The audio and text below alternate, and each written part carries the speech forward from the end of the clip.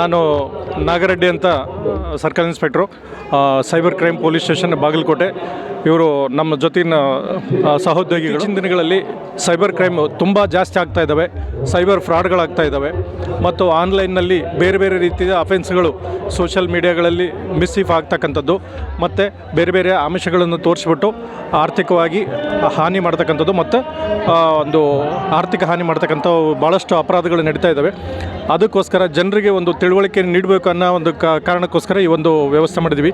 ಇಲ್ಲಿ ನಿಮಗೆಲ್ಲರಿಗೂ ಗೊತ್ತಿರೋ ಹಾಗೆ ಇಲ್ಲಿ ಯಾವುದೇ ಆರ್ಥಿಕ ಅಪರಾಧಗಳಾದಾಗ 1930 ಅಂತಂದು 1930ಗೆ ದೂರು ಕೊಡೋದ್ರ ಬಗ್ಗೆ ನಾವು ಅವೇರ್ನೆಸ್ ಮಾಡ್ತೀವಿ. ಇದು ಉದಾಹರಣೆಗೆ ಯಾವ್ಯಾವ ರೀತಿ ಅಪರಾಧಗಳು ನಡೀತವೆ ಅಂದರೆ, ಈ ಸೈಬರ್ ಅಪರಾಧದ ವಿಧಗಳು ಅಂತಿದೆ ನೋಡಿ. ಅಲ್ಲಿ ಆನ್ಲೈನು ಪಾರ್ಟ್ ಟೈಮ್ ಜಾಬ್ ವಂಚನೆಗಳು, ಲೋನ್ ಆ್ಯಪ್ ಮುಖಾಂತರ ವಂಚನೆ, KYC ಅಪ್ಡೇಟ್ ಮಾಡೋ ಮುಖಾಂತರ ಅದ್ರ ಬಗ್ಗೆ ವಂಚನೆಗಳು, ವಿಡಿಯೋ ಕಾಲ್ ಮುಖಾಂತರ ಮೊಬೈಲ್ ಕಳ್ಳತನ ಮಾಡಿ ಅದರಿಂದ ವಂಚನೆ ಮಾಡ್ತಕ್ಕಂಥದ್ದು, ಲಾಟ್ರಿ ಮತ್ತು ಗಿಫ್ಟ್ ಕಳಿಸೋದಾಗ ಹೆಸರಿನಲ್ಲಿ, ಸೈನಿಕರ ಹೆಸರಿನಲ್ಲಿ, ನಕಲಿ ಕಸ್ಟಮರ್ ಕೇರ್ ಹೆಸರಿನಲ್ಲಿ, ಹೀಗೆ ಅನೇಕ ವಿಧಗಳಲ್ಲಿ ಅಪರಾಧಗಳು ನಡೀತಾ ಇದ್ದಾವೆ. ಬೇರೆ ಬೇರೆ ಆಮಿಷಗಳನ್ನು ತೋರಿಸಿ ಇತ್ತೀಚಿನ ದಿನಗಳಲ್ಲಿ ಈ ಡಿಜಿಟಲ್ ಅರೆಸ್ಟ್ ಅಂತಕ್ಕಂಥದ್ದು ಸ್ವಲ್ಪ ಜಾಸ್ತಿ ಇದೆ. ಆಮೇಲೆ ಇನ್ವೆಸ್ಟ್ಮೆಂಟ್ ಅಂತಂದು, ನೀವು ಒಂದು ಇನ್ವೆಸ್ಟ್ಮೆಂಟ್ ಮಾಡಿದರೆ ಅದರಲ್ಲಿ ಹೆಚ್ಚಿನ ಲಾಭ ಮತ್ತು ಹೆಚ್ಚಿನ ಕಮಿಷನ್ ಕೊಡ್ತೀವಿ ಅಂತಂದು, ಹೆಚ್ಚಿನ ಲಾಭ ಮತ್ತು ಹೆಚ್ಚಿನ ಕಮಿಷನ್ ಕೊಡ್ತೀವಿ ಅಂತಂದು ಮೋಸ ಮಾಡ್ತಕ್ಕಂಥದ್ದು ಭಾಳಷ್ಟು ಆನ್ಲೈನ್ನಲ್ಲಿ ನಡೀತಾ ಇದೆ.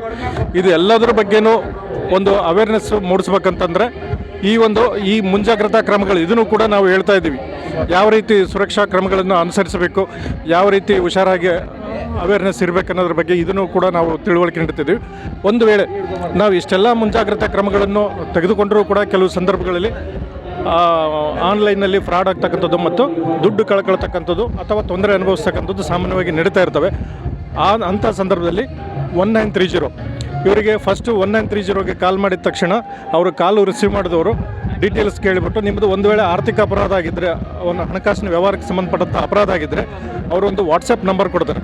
ಆ ವಾಟ್ಸಪ್ ನಂಬರ್ಗೆ ಅವರು ಕೇಳಿರ್ತಕ್ಕಂಥ ಮಾಹಿತಿ ಮತ್ತು ಹಣಕಾಸಿನ ಟ್ರಾನ್ಸಾಕ್ಷನ್, ಯಾವ ಥರ ಹಣಕಾಸು ನೀವು ಅವರಿಗೆ ಹಾಕಿದಿರಿ, ಯಾವ ಥರ ಫೋನ್ಪೇ ಮಾಡಿದಿರೋ ಅಥವಾ RTGS ಮುಖಾಂತರ ಮಾಡಿದಿರೋ ಅದರ ಹಣಕಾಸಿನ ಟ್ರಾನ್ಸಾಕ್ಷನ್ ಬಗ್ಗೆ ಒಂದಿಷ್ಟು ಡೀಟೇಲ್ಸ್ ಕೊಡಬೇಕು ಮತ್ತು ಆಧಾರ್ ಕಾರ್ಡು ನಂಬರ್ ಕೊಡಬೇಕು. ಮತ್ತು ಅವರು ಯಾವ ರೀತಿ ಯಾವ ರೀತಿ ಅವರು ನಿಮ್ಮನ್ನು ನಂಬಿಸಿ ಮೋಸ ಮಾಡಿದಿರೋಂತಕ್ಕಂಥ ಕೆಲವೊಂದು ಡೀಟೇಲ್ಸ್ ಕೊಟ್ಟರೆ ಅವರು ವಾಟ್ಸಪ್ಪಲ್ಲಿ ಒಂದು PDF ಜನ್ರೇಟ್ ಆಗಿ ಅದನ್ನು ಮತ್ತೆ ವಾಪಸ್ ಇವ್ರಿಗೆ ಕಳಿಸ್ಕೊಡ್ತಾರೆ. ಆ PDFಲ್ಲಿ ಒಂದು ಅಕ್ನಾಲೇಜ್ಮೆಂಟ್ ನಂಬರ್ ಅಂತ ಇರುತ್ತೆ. ಆ ಅಕ್ನಾಲೇಜ್ಮೆಂಟ್ ನಂಬರ್ ಮೇಲೆ ಮುಂದಿನ ಇನ್ವೆಸ್ಟಿಗೇಷನ್ ಸ್ಟಾರ್ಟ್ ಆಗುತ್ತೆ. ಆ ನಂತರ FIR ಮಾಡೋದು ಮತ್ತು ಅದರ ಅಪ್ಡೇಟ್ಸು ಯಾವ್ಯಾವ ಅಕೌಂಟಿಗೆ ಎಷ್ಟೆಷ್ಟು ಹೋಗಿದೆ ಅಂತಕ್ಕಂಥದ್ದು ಅಪ್ಡೇಟ್ಸ್ ಎಲ್ಲ ನಾವು ತೊಗೊತಾ ಇರ್ತೀವಿ. ಈ ಸಾಮಾನ್ಯವಾಗಿ 1930 ಕಂಪ್ಲೇಂಟ್ ಮಾಡಿದ ತಕ್ಷಣ ಯಾರ ಫ್ರಾಡ್ ಅಮೌಂಟ್ ಹೋಗಿರ್ತದೆ, ಈ ಅಮೌಂಟ್ ಏನು ಫ್ರಾಡ್ ಅಕೌಂಟ್ಗಳಿಗೆ ಹೋಗಿರುತ್ತೆ, ಆ ಅಕೌಂಟ್ಗಳು ಫ್ರೀಸ್ ಆಗ್ತವೆ ಅಥವಾ ಲೀನ್ ಆಗ್ತವೆ.